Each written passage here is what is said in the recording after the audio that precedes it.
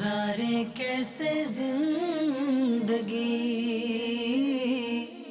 آؤ علماء سے پوچھ لیں، آئے جو مشکل پیش کوئی،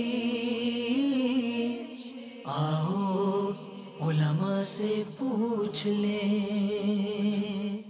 الحمدللہ رب العالمین والصلاة والسلام علی سید المرسلین، اما بعد فاعوذ باللہ من الشیطان الرجیم، بسم اللہ الرحمن الرحیم۔ الصلاة والسلام علیکہ یا رسول اللہ وعلی آلکہ واصحابکہ یا حبیب اللہ، الصلاة والسلام علیکہ یا نبی اللہ وعلی آلکہ واصحابکہ یا نور اللہ۔ میٹھے میٹھے اسلامی بھائیوں اور مدنی چینل کے ناظرین، سلسلہ دارالفتہ اہل سنت میں ایک بار پھر آپ کو مرحبا کہتے ہیں۔ ابتداءً درود پاک کی فضیلت رسالہ ضیاء درود سلام سے کہ فرمان مصطفیٰ صلی اللہ تعالیٰ علیہ وسلم ہے، اللہ تعالیٰ کی خاطر آپس میں محبت رکھنے والے جب باہم ملیں اور مصافحہ کریں اور نبی صلی اللہ تعالیٰ علیہ وسلم پر درود پاک بھیجیں تو ان کے جدا ہونے سے پہلے دونوں کے اگلے پچھلے گناہ بخش دیے جاتے ہیں۔ صلو علی الحبیب صلی اللہ تعالی علی محمد صلی اللہ علیہ وسلم۔ آئیے آپ کی کورس لیتے ہیں۔ خرگوش کھانا جائز ہے یا نہیں جائز؟ الحمدللہ رب العالمین والصلاة والسلام علی سید المرسلین، اما بعد فاعوذ باللہ من الشیطان الرجیم، بسم اللہ الرحمن الرحیم۔ انہوں نے سوال یہ کیا ہے کہ خرگوش کھانا جائز ہے یا نہیں۔ یہ کھانا بالکل جائز ہے، حدیث سے بھی ثابت ہے، اور آپ علیہ السلام نے خرگوش کا گوشت بھی تناول فرمایا ہے، یہ بھی حدیث سے ثابت ہے، تو لہٰذا بالکل حلال ہے، اس میں کوئی حرج نہیں۔ اچھا، یہ بعض اوقات ہم یہ دیکھتے ہیں کہ کسی مخصوص پرندے کے حوالے سے یا مخصوص جانور کے حوالے سے یہ پوچھا جاتا ہے یہ حلال ہے یا حرام، تو کیا کوئی ایسا کلیہ، کوئی ایسا قاعدہ، کیونکہ پرندے اگر دیکھنے جاتے ہیں تو ظاہر ان کی بھی سینکڑوں اقسام ملیں گی، اسی طرح جانوروں کی، یا کوئی اگر قاعدہ ہے؟ جی ہاں بالکل ہے، اور احادیث کی روشنی میں اس کو بیان کیا گیا۔ اول تو جو قرآن و حدیث میں جس کی وضاحت ہو گئی، جی حلال اور حرام ہونے کی، ہر جانور کی باقاعدہ وضاحت نہیں ہے نام کے ساتھ یہ حلال ہے یا حرام ہے، جی، تو اس کے کچھ قواعد بیان کی ہیں۔ صحیح۔ جیسے آپ نے پرندوں کے حوالے سے پوچھا، تو پرندوں کے حوالے سے وہ پرندے کہ جو پنجوں سے شکار کرتے ہوں، ٹھیک ہے، پنجوں والے پرندے پنجوں سے شکار کرتے ہوں یا وہ مردار کھاتے ہوں، صحیح، ٹھیک ہے، یہ دو چیزیں ہوں گی، ٹھیک ہے، یا تو پنجوں سے شکار کریں گے یا پھر وہ مردار کھائیں گے، تو ایسے پرندے جو ہیں وہ حرام ہیں، ٹھیک ہے۔ بعض پرندوں کے پنجے تو ہوتے ہیں لیکن اس سے شکار نہیں کرتے، صحیح ہے، طوطے کے بھی ہوتے ہیں پنجے، صحیح ہے، لیکن اس سے شکار نہیں کرتے، صحیح، اور بعض ایسے پرندے ہوتے ہیں جن کا عادت ہے مردار کھانے کی، صحیح، غلیظ کھاتے ہیں، جیسے کوے ہو گئے، صحیح ہو گئے، تو یہ کھانا حرام، ٹھیک ہے۔ اب جس پرندے کے بارے میں ہم نے غور کرنا ہے تو یہ چیزیں دیکھنی ہیں، صحیح ہے، کہ آیا وہ پنجوں سے شکار کرتے ہیں یا نہیں، صحیح ہے، پنجوں والا جانور پنجوں سے شکار کرے، یا وہ مردار کھاتے ہیں نہیں کھاتے، صحیح ہے، تو اس طرح کافی سارے پرندے ہوں گے جو ہم اس پر غور کریں گے تو وہ حلال نکلیں گے۔ صحیح۔ اب جیسے کہ طوطا حلال ہے، صحیح، اس طرح چڑیا حلال ہے، صحیح ہے نا، تو اسی طرح جو ہے اور بہت سارے پرندے ہیں، صحیح ہے، کہ جو عمومی طور پہ جس کو لوگ شاید یہ سمجھتے ہوں، کیونکہ عمومی طور پہ کھایا نہیں جاتا نا صحیح، گوشت، تو یہ سمجھتے ہیں کہ شاید یہ جائز نہ ہو، صحیح، کھایا جاتا ہو یا نہ کھایا جاتا ہو، یہ حلال یا حرام ہونے کا مدار نہیں ہے اس پر جو بیان کی۔ یہ تو تھا پرندوں کے حوالے سے۔ صحیح، اسی طرح وہ جانور جو درندے وغیرہ ہیں، ان کے بارے میں یہ کیلے والا جانور، یہ نوکیلے دانت والا، صحیح ہے، کہ جو نوکیلے دانت سے شکار کرتا ہو، صحیح، جیسے درندے ہیں، شیر، چیتا وغیرہ، صحیح، تو اس کی بھی یہ جو ہے بیان کی ہے، صحیح، کہ نوکیلے دانت والا اور جو نوکیلے دانت سے شکار کرے وہ جانور حرام ہے۔ صحیح، اور بعض جانور کے بارے میں حدیث میں صراحت آ گئی، جیسے گدھے کے بارے میں، گھریلو گدھا جو ہوتا ہے اس کے بارے میں حدیث میں وضاحت آ گئی کہ یہ حرام ہے، ٹھیک، تو لہذا جن کی بارے میں وضاحت آ گئی ہے تو ان کو تو ہم حلال یا حرام کہیں گے، صحیح، اور جن کے بارے میں وضاحت نہیں آئی نام کے ساتھ، تو وہ جو احادیث کی روشنی میں جو فقہاء کرام نے جو اصول بیان کیے ہیں، اصول کی روشنی میں اس پر غور کیا جائے گا۔ مدنی چینل کے ناظرین، یہ میں نے خود سوال اس لیے کیا تھا کہ ظاہر کنفیوژن رہتی ہے، اور ظاہر اتنے سارے پرندوں کے حوالے سے، جانوروں کے حوالے سے ہمیں کیسے معلوم ہو کہ کون سا حلال ہے کون سا حرام ہے؟ اور ظاہر تمام کا الگ الگ سوال کرنا بھی مشکل ہو جاتا ہے. تو یوں ایک فارمولہ اگر پتہ چل جائے تو بہت ساری چیزیں آسان ہو جاتی ہیں. تو مفتی صاحب نے اس میں سے کچھ بیان کیا. مزید کورس لیتے ہیں. اگر بینک میں ایک اسکیم آئی ہے جس کے تحت اگر آپ 10 لاکھ دیں تو اس کے بدلے میں وہ آپ کو 30 لاکھ دیں گے، کچھ عرصہ مخصوص ہے، اس کے بعد وہ ہمیں 30 لاکھ روپے ملیں گے، تو کیا شرعن لحاظ سے وہ جائز ہیں یا نہیں؟ جی وہ کیا ارشاد فرمائیں؟ دیکھیں بینک میں جو پیسے رکھوائے جاتے ہیں، جی جی اس کی شرعی حیثیت، یہ جو پیسے بینک میں رکھے ہوتے ہیں یہ قرض ہوتے ہیں. ٹھیک ہے. اب انہوں نے کہا کہ ایسی انہوں نے اسکیم نکالی ہے کہ 10 لاکھ آپ اور رکھوائیں 30 ملیں گے اور 30 آپ کو ملیں گے. تو سیدھا سیدھا سود ہے، حرام ہے کہ بینک میں ہماری رقم قرض ہے اور اس پر ہمیں مشروط نفع مل رہا ہے. یہی سود کی تعریف ہے. اور حدیث میں آیا کلو قرض جر منفع فہو ربا او کما قال، کہ ہر وہ قرض جس سے نفع حاصل ہو تو یہ سود ہوتا ہے. تو آج دن یہ بینک وغیرہ اس طرح کی اسکیمیں وغیرہ نکالتے رہتے ہیں. اس طرح کے اکاؤنٹس وغیرہ بھی یہ جو ہے نکالتے رہتے ہیں. پہلے تو سنا تھا 2 ہی اکاؤنٹس ہوتے تھے، ایک کرنٹ اکاؤنٹ سیدھا ہوتا تھا اور ایک جو ہے وہ سیونگ اکاؤنٹ ہوتا تھا. اب کرنٹ میں بھی کئی قسمیں لے کر آ گئے ہیں.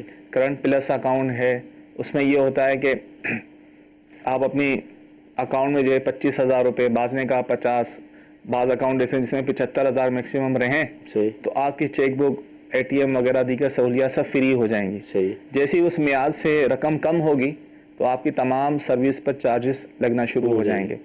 تو یہ بھی شرعی طور پہ جائز نہیں ہے، کیونکہ وہ ہے کہ یہ کہہ رہے ہیں کہ آپ ہمیں اتنا قرض دیں، ہم آپ کو یہ نفع دیں گے. تو یہی وہ حدیث کے تحت یہ سود والی صورت ہو جائے گی. جی مزید کال لیں گے. میرا آپ سے یہ دارالفتہ اہل سنت میں یہ سوال ہے کہ اگر کلائی پہ کوئی ہاتھ نام لکھا ہو تو اس سے نماز ہو جاتی ہے؟ جی کیا فرماتے ہیں؟ اپنے اعضاء پر، جسم پر، ہاتھوں پر اول تو نہیں لکھوانا چاہیے، جس طرح لکھواتے ہیں تو یہ جائز نہیں. اب ظاہر ہے وہ بالکل اندر ہی کندہ ہوتا ہے، صحیح، اور کھال کے اندر ہی ہوتا ہے باقاعدہ. تو اب ظاہر ہے اس کو مٹایا تو نہیں جا سکتا. تو اللہ کی بات، جس نے ایسا کیا اللہ کی بارگاہ میں توبہ کرے، لیکن وضو اور غسل ہو جائے گا. صحیح. اچھا اگر کوئی مسالہ یا کوئی رنگ اس طرح کی چیز بھری اس کے اندر تو اس صورت میں کچھ فرق پڑے گا؟ اصل میں جو بھی چیز بھری جائے گی نا وہ حصہ بن جائے گی، وہ حصہ بن جاتی ہے، پھر اوپر اس کی کھال آ جاتی ہے. صحیح. یعنی اب اس کو باقاعدہ آپریٹ کروانا پڑے گا. صحیح. وہ کر ہی مٹے گا، ورنہ نہیں مٹتا وہ. تو لہذا اس کی تکلیف نہیں دیں گے. صحیح. تو لہذا اب وہ ہے جو ہو چکا، اس کی اللہ کے بارے میں توبہ کرے. اب ظاہر ہے اب اس کی کھال آ گئی. صحیح. مسئلہ جب ہوتا ہے کہ کھال کے اوپر کوئی چیز جیسے جرم والی ہو، کہ جس کا جرم جو ہے وہ تیز جو ہے جم جائے اور اس کے نیچے پانی نہ پہنچے. صحیح. تو یہ چیز ہوتی ہے کھال کے نیچے ہے، تو لہذا وضو غسل ہو جائے گا. ٹھیک. جی اگلی کال. میرا مفتی صاحب سے سوال یہ ہے کہ جو ڈرائیور حضرات ہوتے ہیں، جو ٹرک ڈرائیور حضرات ہوتے ہیں، تو ان کی نماز 2 رکعت فرض ہوگی یا بقیہ نماز پوری ادا کریں گے، خالی فرض 2 رکعت ہوگی؟ تو اس کے بارے میں وضاحت فرمائیں. ٹرک ڈرائیور یعنی شاید لمبے سفر پر جو ہوتے ہیں، یہی مراد ہوگی، اپنے شہر سے جو نکل رہے ہیں. اور عمومی طور پہ ان کے لمبے ہی سفر ہوتے ہیں، کئی کلومیٹر، ہزاروں کلومیٹر دور مطلب دیگر شہروں میں جاتے ہیں. جی جی. تو ایسے جو ٹرک ڈرائیور ہوتے ہیں اپنے شہر سے 92 کلومیٹر سے زیادہ فاصلے پر نکل رہے ہیں، تو جو دوران سفر جو ہے نمازیں آئیں گی تو یہ قصر پڑھیں گے. صحیح. اور قصر جو ہے صرف فرض نمازوں میں ہوتی ہے. صحیح. سنتیں وغیرہ تو پوری پڑھی جاتی ہیں، قرض صرف فرض، اور فرض بھی وہ جو 4 فرض ہوتے ہیں. ٹھیک ہے. ظہر، عصر اور عشاء کے جو 4 فرض ہیں انہیں 2 کر کے پڑھا جاتا ہے. صحیح. باقی فرائض پورے ہیں. مغرب کی 3 فرضوں میں قصر نہیں، 3 ہی پڑھی جاتی ہے. صحیح. فرض کے 2 فرض ہوتے ہیں، فجر کے 2 فرض ہوتے ہیں، اس میں بھی قصر نہیں ہے. تو لہذا صرف 4 فرض میں قصر ہوگی، اس کے علاوہ جتنی سنتیں وغیرہ ہیں وہ پوری ہی پڑھی جائیں گی. صحیح.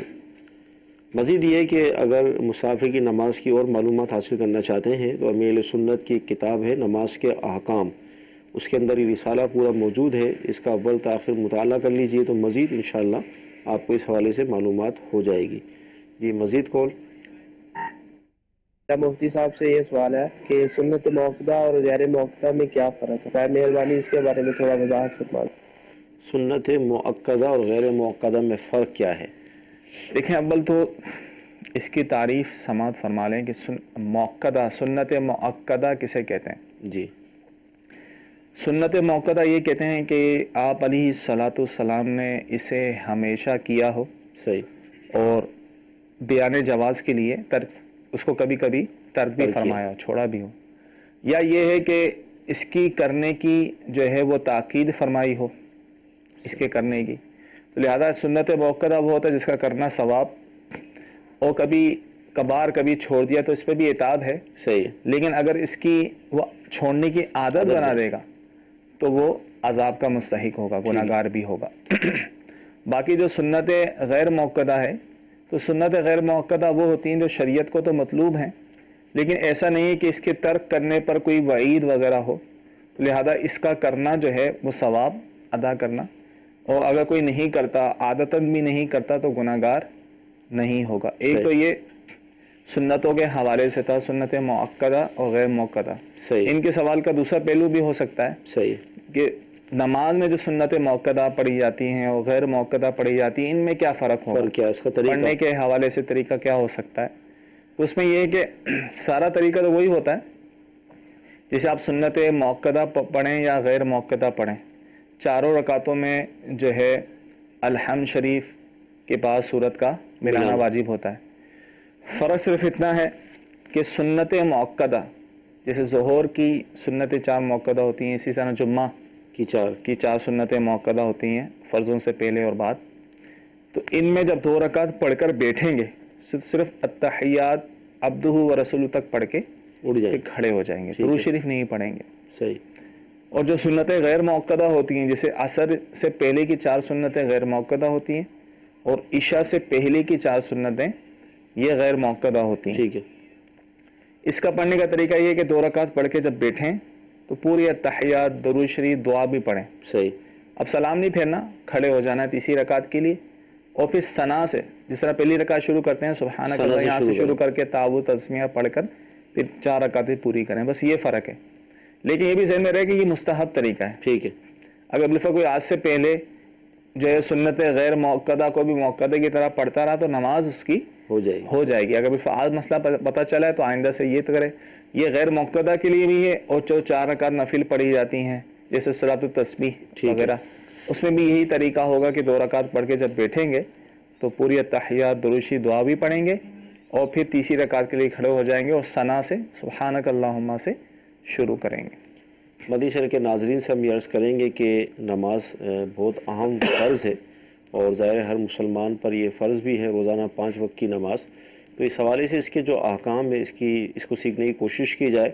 اگرچہ مدنی چینل کی برکت سے اس طرح کے مسائل ہم کچھ نہ کچھ سیکھتے رہتے ہیں، لیکن سینکڑوں مسائل ہیں جس کو سیکھنا ضروری ہے. یعنی نماز کی شرائط، فرائض، واجبات، مفسدات، مکروہات، تحریمات، تنزیہہ اور دیگر اس حوالے سے مسافر کی نماز، قضا نمازیں، تو یہ سب سیکھنا ضروری ہے. تو لہذا کوشش کر کے کتابوں کو حاصل کیجئے. نماز کے احکام، یہ کتاب ہم بار بار اس کا تذکرہ بھی کرتے ہیں، اس کو حاصل کر لیجئے. بہار شریعت آپ کو دکھائی بھی جاتی ہے، اس کا تذکرہ بھی کیا جاتا ہے، اس کو بھی حاصل کر لیجئے تاکہ ہماری نمازیں کاش درست ہو جائیں. اس کے جو ضروری مسائل ہیں وہ ہم سیکھنے کی کوشش کریں. اب جیسے سنت موقدہ اور غیر موقدہ کا ہم فرق پوچھ رہے ہیں، ظاہر مفتی صاحب نے اس کا جواب بھی ہمیں عطا فرمایا. اس سے آگے اور بھی باتیں ہیں، تو لہذا وہ سب سیکھنے کی کوشش کی جائے.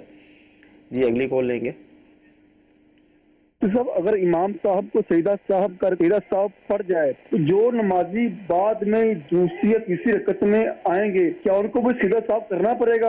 اگر وہ سجدہ صاحب کریں گے تو کیا ان کی نماز ہو جائے گی؟ امام سے غلطی ہوئی، ظاہر لوگ چاہتے رہتے ہیں، تو اب امام جب سجدہ صاحب کرے گا سب کریں.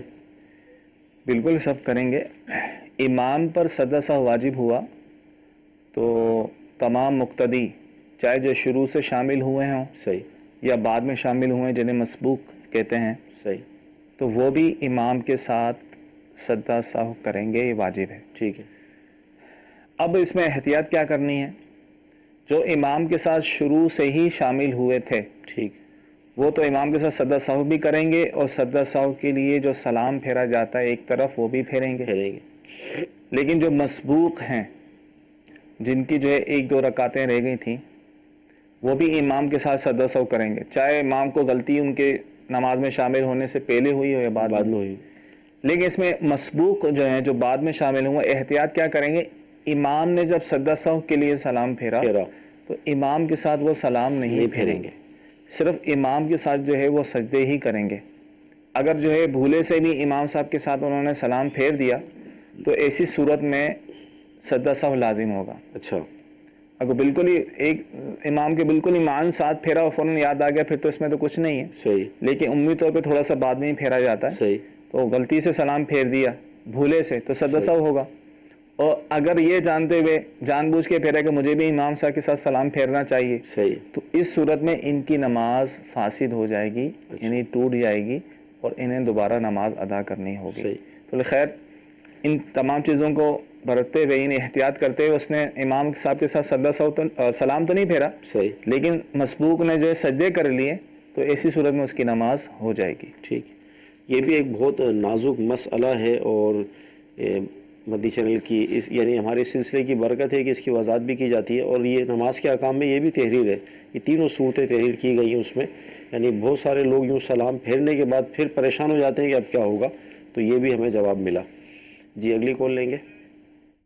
ایکسلا سے بات کر رہا ہوں، میرا نام ارباز ہے۔ ایک سوال پوچھنے کا، تہجد جو ہوتی ہے نا یہ کس طرح پڑھی جاتی ہے اور کس ٹائم؟ تہجد کس وقت پڑھی جاتی ہے؟ تہجد کی نماز جو ہے عشاء کی نماز اس نے پڑھ لی، عشاء کے فرض پڑھ لیے، اس کے بعد بندہ سو گیا، سونے کے بعد جب بھی اٹھے گا اس کا تہجد کا وقت شروع ہو جائے گا، صحیح، چاہے اول رات میں ہی سو کر اٹھے یا آخری رات میں، تو تہجد کا وقت جو ہوتا ہے وہ صبح صادق تک ہوتا ہے، صحیح، یعنی فجر کا وقت شروع ہونے سے پہلے پہلے، لیکن اس میں یہ ضروری ہے کہ عشاء کے فرض پڑھ کے نماز پڑھ کے سویا ہو، پھر اٹھ کے وہ جو نفل پڑھے گا وہ تہجد کی نماز ہی کہلائے گی۔ اچھا، جیسے آج کل عشاء کی نماز 8 بجے ہو رہی ہے اور پنجاب میں تو شاید 7:30 بجے بھی ٹائم ہو، اب کوئی 9 بجے اٹھ جائے سو کے تو تہجد پڑھے گا وہ؟ بالکل پڑھ سکتا ہے، کیونکہ وہ شرط پائی گئی ہے نا، صحیح، کہ عشاء پڑھ کے سو گیا ہو، سب سو رہے ہوں، وہ اچھی بات ہے کہ رات کے آخری پہر میں پڑھ لے، لیکن اگر وہ اسی وقت بھی پڑھ لیتا ہے صحیح، تو اس کی تہجد ہو جائے گی۔ یعنی یہ دیکھا جائے تو یہ ایک اچھا، اس کو ہیلا بھی کہیں، طریقہ بھی کہیں، تہجد پڑھنے کا ڈیلی اگر کوئی اپنی عادت بنانا چاہتا ہے تو عشاء پڑھ کے تھوڑا سا سو جائے اور اٹھ کے پھر پڑھ لے، پڑھ سکتا ہے۔ جی اگلی کال لیں گے۔ آج سے پہلے کسی عورت نے مجھے حج کروایا تھا، کیا اس کا حج اور میرا حج دونوں کا ہو گیا یا علیحدہ؟ اگر گھر میں بچی جوان ہو تو کیا مرد حج پہ جا سکتا ہے یا نہیں؟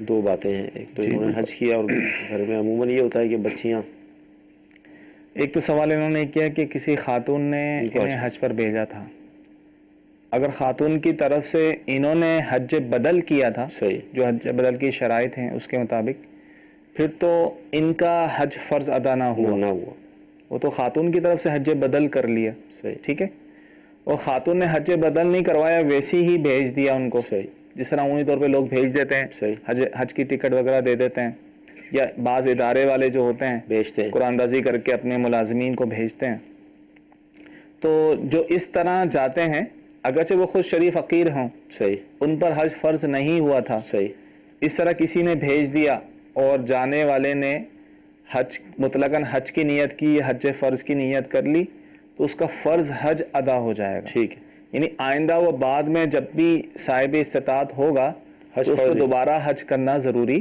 نہیں ہوگا، فرض حج ادا ہو چکا۔ ہاں اگر نفل کی نیت سے حج کیا تو پھر نفل ہی حج ہوگا، لیکن عمومی طور پہ ایسا نہیں ہوتا، لوگ مطلقاً حج کی نیت کرتے ہیں، فرض حج کی نیت کرتے ہیں تو ان کا فرض حج ادا ہو جائے گا۔ صحیح۔ اب انہوں نے جو سوال کیا کہ ان خاتون نے بھیجا، یہاں دونوں صورتیں ہوں گی، اگر حج بدل کے طور پہ بھیجا ہے تو ان کا حج فرض ادا نہیں ہوگا، صحیح، اور ویسے ہی بھیج دیا تھا ان کو اور انہوں نے اپنا حج کر لیا تو ان کا فرض حج ادا ہو جائے گا۔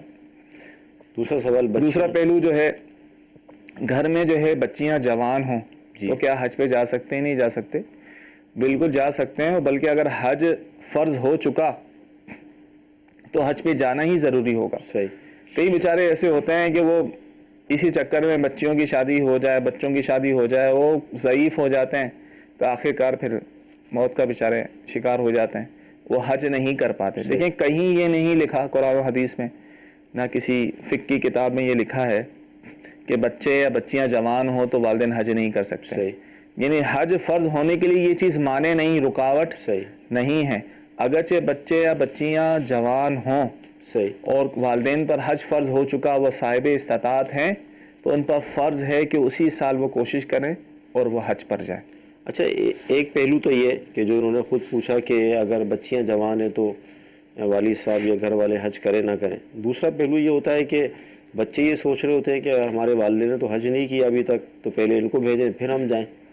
دیکھیں اس میں بھی ایک بڑا ایک پہلو ہوتا ہے جی، دیکھیں والدین نے حج نہیں کیا، اولاد پر حج فرض ہو چکا ہے، اگر تو صاحب استطاعت اتنے پیسے ہیں کہ والدین کو لے جائیں تو بہت اچھی بات، ٹھیک ہے، اور ایسا کرنا چاہیے، کوشش کرنی چاہیے والدین بھی ساتھ جائیں۔ صحیح، لیکن ایسا نہیں ہے، اتنے پیسے نہیں ہیں، صرف اتنے ہیں کہ خود ہی جا سکتا ہے، صحیح، اور اس پر حج فرض ہو چکا ہے، ٹھیک، تو اب اسی پر لازم ہوگا کہ وہ خود جائے۔ صحیح، اپنی جگہ والد یا والدہ کو بھیج دے گا، ٹھیک ہے، والدہ کو کسی محرم کے ساتھ بھیج دیا یا والد صاحب کو ساتھ بھیج دیا، خود نہ کیا، تو اس صورت میں وہ گناہ گار ہوگا۔ صحیح، یا تو اتنے پیسے ہیں کہ سب کو، ان کو بھی، والدین کو بھی ساتھ لے جائے، صحیح، اتنے نہیں ہیں، خود پر حج فرض ہو چکا ہے تو اب اس پر لازم ہے۔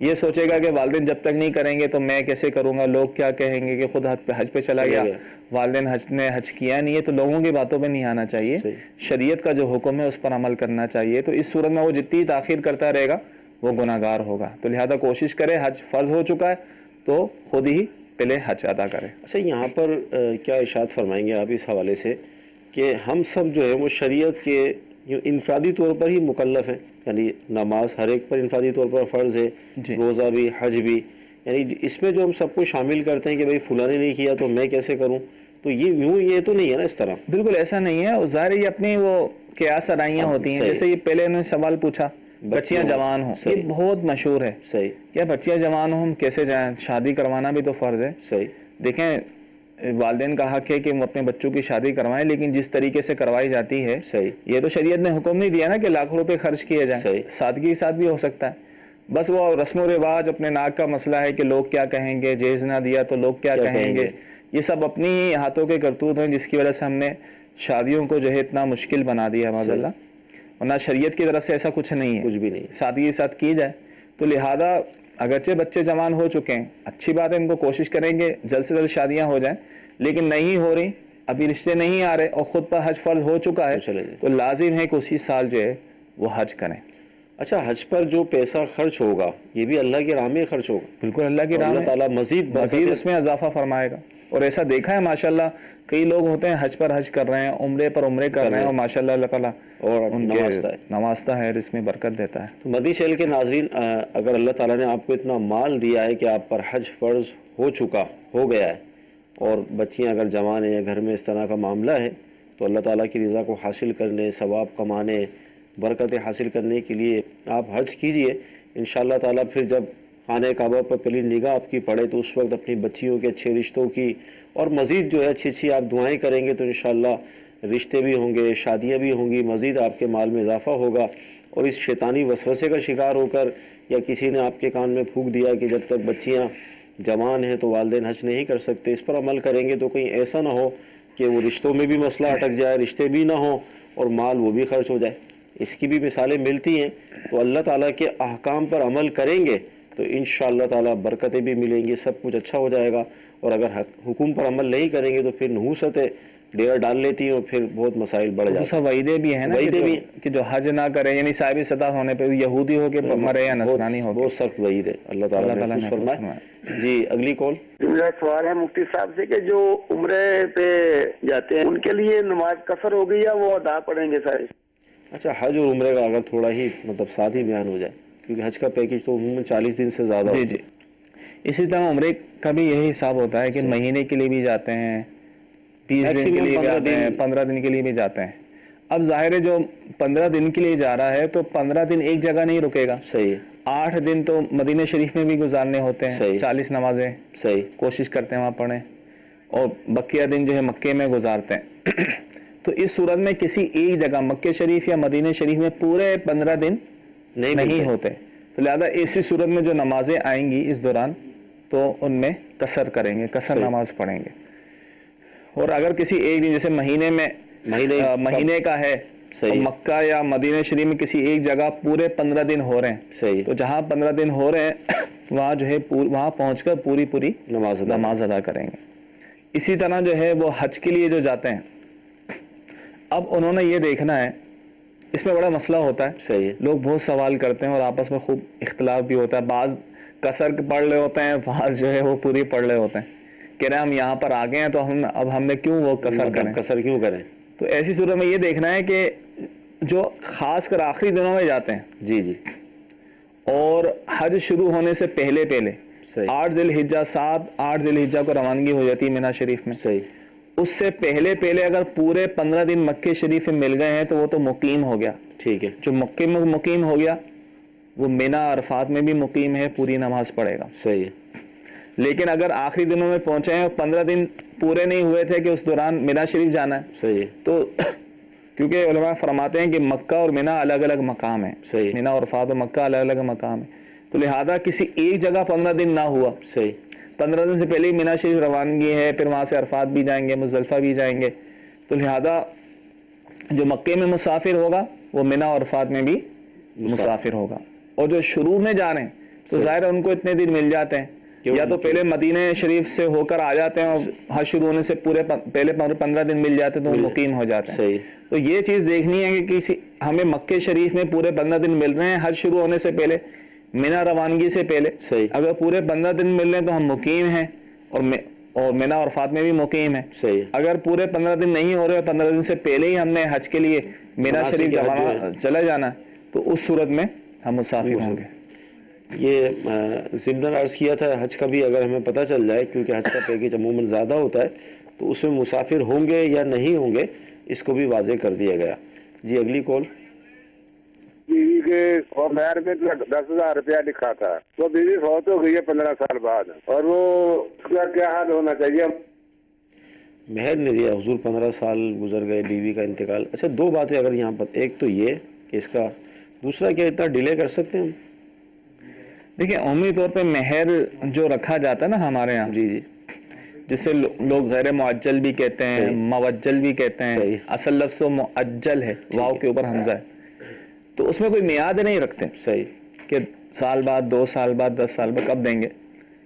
تو ہمارے عرف میں پھر وہ یہ ہوتا ہے کہ اس کی میعاد موت یا طلاق تک ہی موقوف ہوتی ہے. ٹھیک ہے, عموماً تو یہی ہوتا ہے کہ طلاق ہو رہی ہوتی ہیں تو پھر مہر کی ادائیگی ہوتی ہے, یا انتقال کے بعد خیال آتا ہے تو کوشش کر کے پہلے ہی ادا کرنا چاہیے. صحیح. جلدی والا مہر رکھوانا چاہیے تو اچھا ہے. خیر مہر ادا نہیں کیا اور خاتون کا انتقال ہو گیا. صحیح. کیونکہ مہر بھی قرض ہوتا ہے. ٹھیک. جب کسی شخص کا انتقال ہوتا ہے تو جو ہے سب سے پہلے اس کے مال سے اس کی تجہیز و تکفین کی جاتی ہے. صحیح. ٹھیک ہے, پھر اس پر کوئی قرض ہو تو اس کی ادائیگی ہوتی ہے, پھر وصیت کا حکم ہوتا ہے, پھر تقسیم کا. صحیح. خیر یہاں سوال یہ پوچھا ہے کہ عورت کا انتقال ہوا ہے. صحیح. اب ظاہر شوہر بھی عورت کا وارث ہے. وارث ہے. جس طرح شوہر کا انتقال ہو جائے تو بیوی وارث ہوتی ہے. صحیح.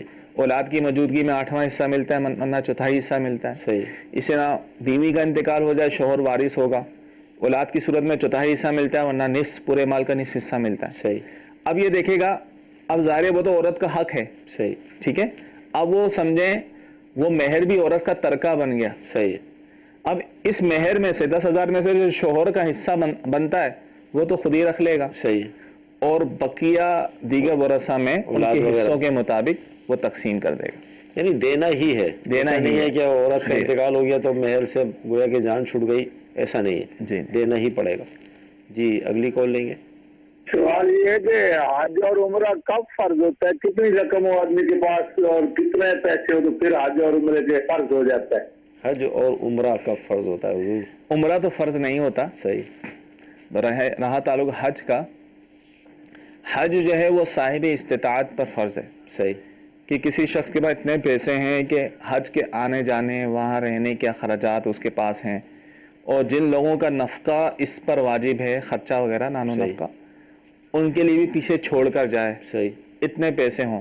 اب جیسے ہمارے یہاں پاکستان میں گورنمنٹ پیکیج 3 لاکھ کے اندر ہی ہے. صحیح. پورے پاکستان کا, تو اتنے پیسے ہوں اور 40 دن کا جتنے دن کا ہے, پیچھے جو ہے گھر والوں کے لیے اخراجات وغیرہ بھی چھوڑ کے جائیں, نانو نفقہ وغیرہ. اب کسی پر اتنے پیسے ہیں تو اس پر جو ہے وہ حج فرض ہو جائے گا. صحیح. جی اگلی کال لیں گے. مفتی صاحب سے سوال ہے کہ تجدید نکاح کا طریقہ کار کیا ہے اور اس کے لیے دعا کیا لازمی؟ جی تجدید نکاح کے لیے گواہ ضروری ہوں گے؟ طریقہ دیکھیں، تجدید نکاح چاہے ویسے کیا جائے یا تجدید نکاح کیا جائے، گواہ تو شرط ہے، صحیح، گواہوں کی موجودگی میں ہی کیا جائے گا. اور تجدید نکاح کا طریقہ یہ ہے کہ اگر تو احتیاطی طور پہ کر رہے ہیں، صحیح، ویسی پھر تو یہاں مہر کی بھی ذکر کرنے کی حاجت نہیں ہوتی. صحیح، گواہوں کی موجودگی میں، صحیح، مسلمان گواہ ہوں، 2 گواہوں کی موجودگی میں، 2 مرد ہوں یا 1 مرد 2 عورتیں، صحیح، ان کی موجودگی میں ایجاب اور قبول کیا جائے. یعنی شوہر اپنی بیوی سے کہتا ہے کہ میں نے تجھ سے نکاح کیا، صحیح، بیوی کہے میں نے قبول کیا، یہ ایجاب و قبول اتنی آواز سے ہوں کہ گواہ سن لیں تو نکاح ہو جائے گا. اس میں خطبہ وغیرہ شرط نہیں ہے، پڑھنا چاہیں تو اس نیت سے سورہ فاتحہ کی تلاوت کر لیں. باقی اگر تو واقعی نکاح ٹوٹ چکا تھا، صحیح، اور شریعت نے دوبارہ نکاح کرنے کا حکم دیا تھا اور اجازت تھی شریعت کی طرف سے، تو پھر بھی اس صورت میں جو نکاح ہوگا، لیکن اس میں مہر کو بھی ذکر کیا جائے. صحیح، نکاح ہونے کے لیے مہر کا ذکر شرط نہیں ہے، صحیح، لیکن اگر مہر کا ذکر نہ کیا تو پھر وہ دوسرا مسئلہ آ جاتا ہے، مہر مثل لازم ہو جاتا ہے. تو مہر کو ذکر کر مثال کے طور پہ، اور کم سے کم جو مہر کی مقدار ہے شریعت مطہرہ نے بیان کی ہے وہ ہے 10 درہم. صحیح، 10 درہم ہوتے ہیں 2 تولہ 7.5 ماشا چاندی، یہ اس کی قیمت. ٹھیک ہے، تو ہمارے یہاں تقریباً 2,500 کے اندر آ جاتی ہے. تو مثال کے 3,000 ہم رکھ لیں. صحیح، وہ کہے کہ میں نے تجھ سے 3,000 روپے مہر کے عوض نکاح کیا، بیوی کہے میں نے قبول کیا، تو اس طرح نکاح ہو جائے گا. گواہوں کی موجود، گواہ شرط ہیں. اللہ تعالیٰ کی بارگاہ میں دعا کرتے ہیں کہ اللہ تعالیٰ ہمارا آج کا سلسلہ اپنی بارگاہ میں قبول فرمائے، جو ہم نے سنا ہے، سیکھا ہے، اس پر عمل کرنے کی توفیق عطا فرمائے. آمین. صلو علی الحبیب صلی اللہ تعالیٰ علی محمد صلی اللہ. گزارے کیسے زندگی، آؤ علماء سے پوچھ لیں، آئے جو مشکل پیش کوئی، آؤ علماء سے پوچھ لیں.